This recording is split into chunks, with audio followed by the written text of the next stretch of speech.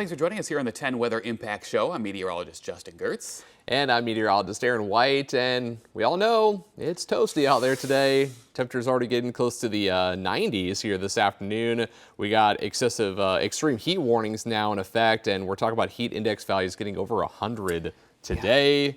Tomorrow, all the way through the end of the week. Yeah, and it was interesting. I was looking up some data earlier this morning, and getting a heat index of 100 in the summertime in Columbus is not unusual. Sure. It happens most years. Yep. But getting to 105, that only happens about 20% of the years. Okay. So it's, there is such a big difference between 100 and 105. Similarly, for a high temperature, an actual temperature of 90, 95, big difference in how often it happens. It's really hard to get over that hump, and we're going to be doing it. Yeah, which is remarkable to think about how hot our temperatures are going to get in combination with the humidity and even that potential for record highs. Maybe tomorrow the record high is 98, and it's going to be close. It's going to be very close. And we're looking at record warm lows around the region as well. So an update for you. All of the state of Ohio is in that extreme heat warning.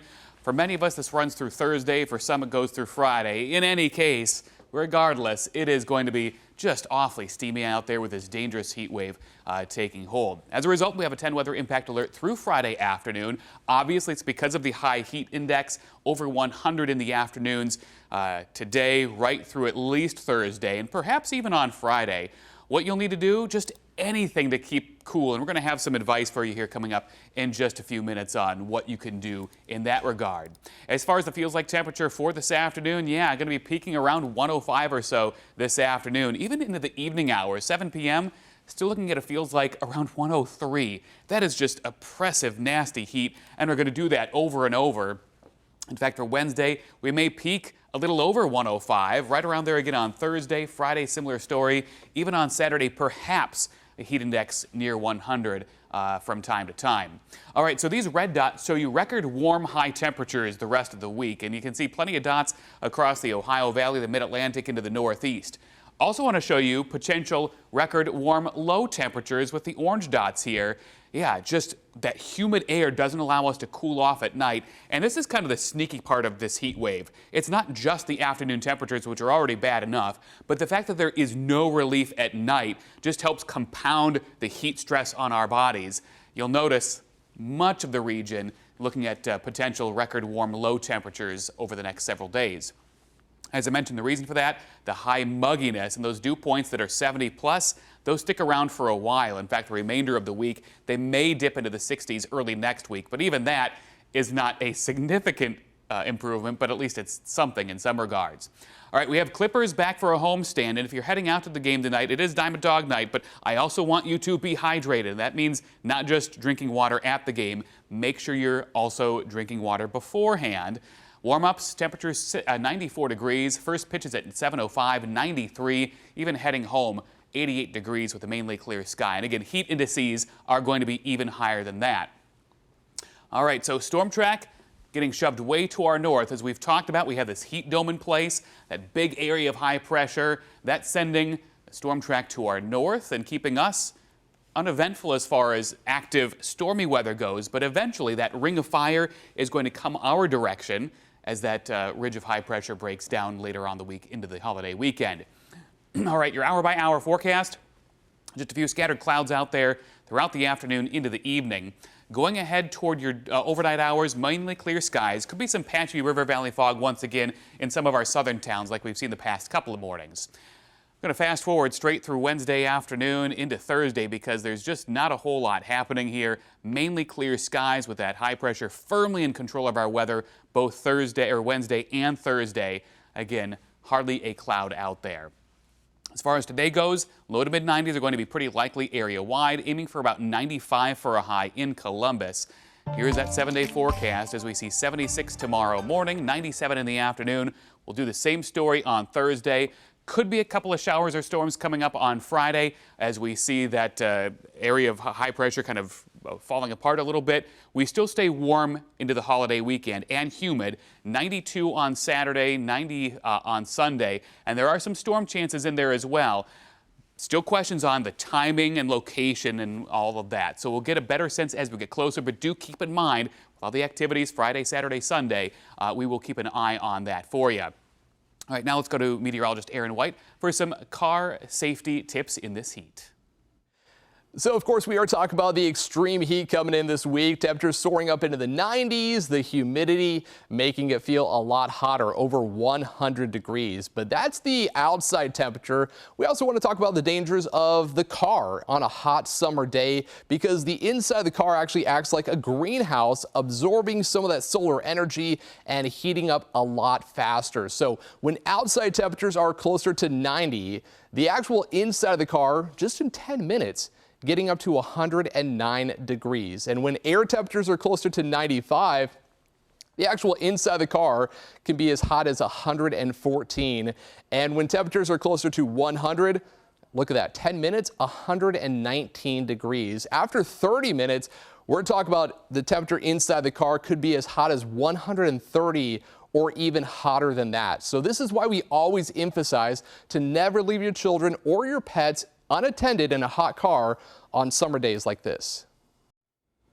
And the National Highway Traffic Safety Administration says to make it a habit to check your entire vehicle, especially the back seat, before you walk away. You can write yourself reminders or put your purse in the back seat to make sure you're looking for the items that you need before you get out. If your child is old enough, teach them to honk if they are actually left alone.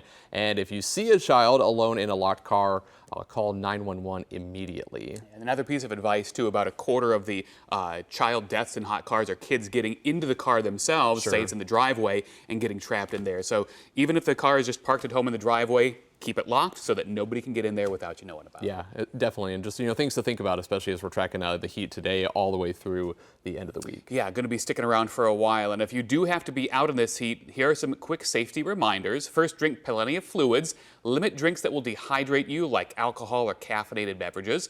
Wear loose, light-colored clothing and apply sunscreen. Look for labels that say broad spectrum or blocks UVA and UVB. Yeah, especially, think about how the sunshine that we have in the forecast here this week, definitely have that sunscreen. And also watch for signs of heat illnesses like nausea, headaches, dizziness, or a weak pulse. Anyone with these symptoms need to get out of the sun right away to cool off. But if you see someone who isn't sweating, has a temperature over 106 degrees, or passes out, get to a doctor immediately. Yeah, and if you're looking to cool down fast, experts recommend placing a cold washcloth or an ice pack directly onto your pulse points. These are areas where your blood vessels sit closest to the surface, which allows your body to release heat quickly. According to Columbia's Climate School, the best spots to target are your wrists, neck, inside of your elbows, feet, thighs, temples, and forehead. If you don't have an ice pack on hand, you can easily make your own by popping a wet washcloth into the freezer for a few minutes. And because of the extreme heat, COTA is waiving fares today through Thursday. The fare suspension coincides with the Franklin County extreme heat warning. COTA encourages everyone to take the bus to a library, cooling center, or recreation center. Yeah, and sticking with the extreme heat, get ready for your air conditioner to be on and stay on. Yeah. Ours was already running first thing this morning. Sure. That constant running could cost you a lot of money, but there are ways to save.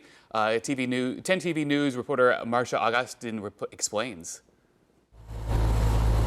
Heating and cooling experts say when it comes to keeping costs down, it starts with the thermostat. They say keep the temperature consistent. Having a system that's constantly shutting itself off and coming on and coming off and coming on, that's actually going to increase the energy cost.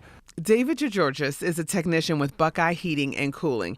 He says one of the easiest places to find savings on your energy bill during the heat wave is the air filter. He says checking that can keep your bill from climbing with the temperatures. Pull out that filter, hold it up to a light source. If the light comes through freely and it looks clear, you're good to go. If it comes through looking gray, dingy, muted and yellow, or you see the outline of fibrous debris, do yourself a favor and change that air filter. And an update for you this afternoon. Columbus will now open cooling centers today instead of Thursday because of just the extreme heat that we're experiencing. You can see the 5 available starting earlier this morning. They're right there on your screen here as we talk about the cooling centers. Dodge, Driving Park, Glenwood, Linden, and Marion Franklin. The community centers and pools will operate under extended hours now until we actually start to cool back down. And you can also get into the pools for free today. And remember, as temperatures continue to climb this summer, you can help a neighbor stay safe. Join 10TV, 97.1 The Fan, and Life Care Alliance for our annual Beat the Heat fan drive.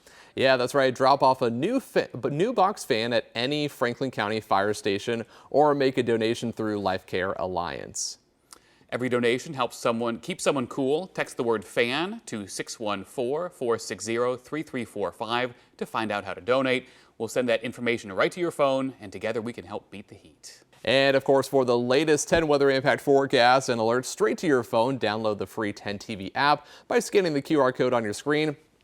Or of course, you can always visit 10tv.com. All right, if you do want to keep cool in the water this week, water safety experts say it's critical to stay alert, especially families. Yeah, the CDC says drowning is the leading cause of death for children under 4. And the co-owner of the Buckeye Swim School emphasizes that even if you're at a pool like this and not a lake, lifeguards are not babysitters. You must keep a constant eye on your kids. He talked to 10TV about how parents can identify drowning. Where they're struggling to get the head above the water, they're taking an excessive amount of water in through the mouth. If they go underwater and they're not moving, or they're slightly moving but not moving under their own control, those are all things to signal the lifeguard for help. We have another swim warning for you this afternoon, but this time it's to remember before you jump into fresh water that's not being treated like a pool. Yeah, doctors at the Cleveland Clinic want to give you some precautions when it comes to what else could be swimming in those waters. And one thing to be aware of is the possibility of microscopic amoeba that can often lead to a deadly infection impacting your brain tissue. Yeah, and while infections are rare and the amoeba is not found in all water, doctors say it's best to take precautions. These include holding your nose when jumping into fresh water and avoiding putting your head underwater in hot springs. The symptoms of meningoencephalitis are usually fever, headaches, nausea, vomiting, and confusion. If it progresses without awareness, you can lead into hallucinations, seizures if it's really increased brain swelling by then. Doctors say get medical care right away if those symptoms develop. And we've been talking a lot about avoiding, the heat, of course, as we're talking about these extreme temperatures. But high temperatures aren't only bringing in bad news. Yeah, our meteorologist Meredith Garfalo has this story on how our weather has been helping out the fireflies. Whether you call them fireflies or lightning bugs, which is my personal favorite, the season is here, and it's come a little bit earlier this year for them to come out and do their magical thing. Here's why. Thanks to last summer's soaking rains, there was ideal conditions for the firefly larvae underground to start to get going. And with this year's warm, humid start to June, many of these populations matured at the same time. So the result is one of the brightest and most widespread firefly seasons we've seen in years. Little summer magic lighting up backyards, parks, and fields across the Buckeye State. But catch them while you can. The season could end as early as late July and into the beginning of August.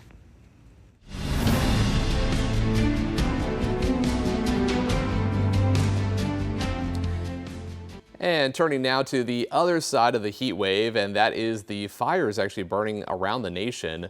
Fire burning in San Juan County, Utah Sunday was dubbed the Horsehead Fire by fire officials. Utah Fire Info posted these images to social media on Sunday afternoon. It has burned about 600 acres after strong winds fueled fire activity. Officials said structures were threatened near this fire. Then in Colorado, evacuation orders are in place as the Aspen Acres fire burns more than 100 miles south of Denver, Colorado. The Custer County Sheriff's Department says the blaze had grown to more than 20,000 acres as of Monday night. Authorities say structures are destroyed in Custer and Pueblo counties, but no injuries have been reported. The cause of the fire remains unclear. Yeah, and we were actually kind of watching that fire on satellite yesterday just because it really expanded and, the high winds really fueling the flames there in parts of Colorado. And with more on the heat and those fires, here's CNN's Reed Binion. The lion's share of ignitions are caused by human acts or omissions that create these ignitions. As wildfires rage in Colorado, officials, including the governor, are urging caution for the 4th of July. Celebrate big without lighting anything on fire. Hold on to those fireworks until Colorado Day, August 1st. That's our 150th. Among the wildfires currently burning in Colorado is the Aspen Acres fire. It started early Monday. According to officials, it grew to 23,000 acres as of Monday evening, as howling winds stymied firefighting efforts. The flames have consumed multiple residences, but officials say no injuries have been reported. Evacuation orders have been issued. Meanwhile, there was a procession in Grand Junction Monday, honoring 3 firefighters killed over the weekend while battling a wildfire along the Utah-Colorado border. Fire service is a family, so when something like this happens, we all feel it. As wildfires rage in the West, sweltering heat is baking other parts of the country. In Chicago, officials are reminding people high temperatures can be much more than just uncomfortable. The extreme heat can be very dangerous. This is the time to check in on our neighbors. Let's look out for one another. The oppressive heat wave also hitting the eastern half of the U.S. ahead of the July 4th weekend, threatening to tie or break more than 100 daily temperature record highs, plus more than twice that for record warm overnight lows. I'm Reed Binion reporting.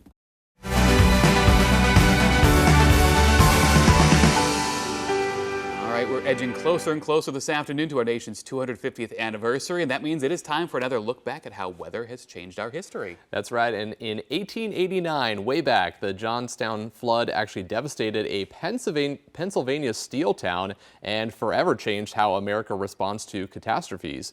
Meteorologist Evan Stewart looks back on the disaster and how the American Red Cross became a national force in disaster relief. In late May of 1889, days of relentless rain soaked the mountains of western Pennsylvania. And above the quiet steel town of Johnstown sat an aging dam that was holding back millions of tons of water. Then on May 31st, the dam failed. A massive wall of water surged down the valley at nearly 40 miles per hour, sweeping away homes, trains, bridges, and entire neighborhoods. More than 2,200 people were killed. It became the deadliest flooding disaster in American history at the time. But the story of the Johnstown flood is about more than weather. Yeah, the heavy rain triggered the disaster, but poor maintenance and human negligence turned it into a catastrophe. The flood changed America in many ways. It launched one of the nation's first large-scale disaster relief efforts, led by Clara Barton and the American Red Cross. It also raised new questions about dam safety, infrastructure, oversight, and corporate responsibility. So the weather started the disaster, but what America learned afterward changed the country for generations. And there's a fascinating book I've read about the Johnstown flood, so check that out if that's of interest to you. And continuing with our history coverage, meteorologist Evan Stewart once again takes a look back at Hurricane Katrina. The storm revealed major failures in emergency response, evacuation and planning, and disaster coordination. And it reshaped FEMA and how it changed how America prepares for disasters to this day. In August 2005, Hurricane Katrina changed America forever. The storm struck the Gulf Coast as a Category 3 hurricane, but the real disaster came after the storm left, when levees failed in New Orleans and floodwater swallowed much of the city. Shocking scenes unfolded live on television, families trapped on rooftops, thousands stranded inside the Louisiana Superdome, and rescue crews that were overwhelmed. More than 1,800 people died. But Katrina didn't just show us the power of nature, it exposed failures in emergency response.